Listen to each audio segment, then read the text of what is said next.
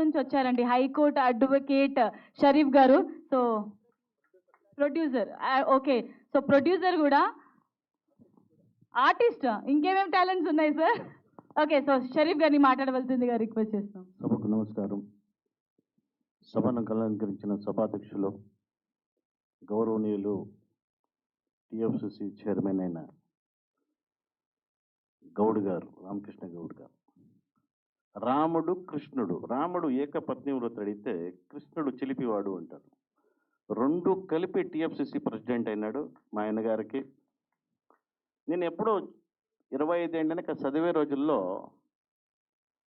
మా బావ ఎస్వి కృష్ణారెడ్డి వాళ్ళ చేతిలో, అలీ చేతిలో ఇంద్రజ గారు చేసిండ్రు మూవీ. అది ఇప్పుడు కూడాను అప్పుడు ఎలా ఉన్నారో ఇలాగే ఉండారు ఇక్కడ.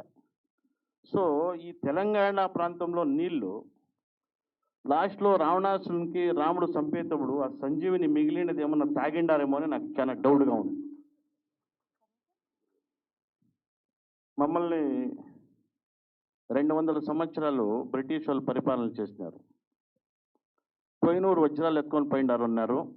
ఆ కోహినూరు వజ్రాలు ఎక్కడా పోలేదు. మా పిల్లోళ్ళు వాళ్ళకి గుర్తించి ఈరోజు ఇలాంటి మంచి కార్యక్రమం చేస్తూ ఉండరు అంటే నేను మీకు నిజంగా అభినందించడానికి ఇష్టపడతాను. ఈరోజు ఇప్పుడు సినిమా అనేది 2 గంటల 10 నిమిషాల్లో ఒక మనిషి 60 ఏండ్లు 70 ఏండ్లు బతుకుతాడు. ఆ 60 ఏండ్లు ఇంకా 70 ఏండ్లు ఒక చరిత్రని 2 గంటల 10 నిమిషాల్లో చూపించే తాకత్ ఉండేది ఏదన్నా ఉంటే అది సినిమా అని చెప్పేదాన్ని నేను ఈరోజు ఇష్టపడతాను. నా తెలుగు కొంచెం క్రాస్గా ఉంటుంది, ఎందుకంటే మేము కర్ణాటక.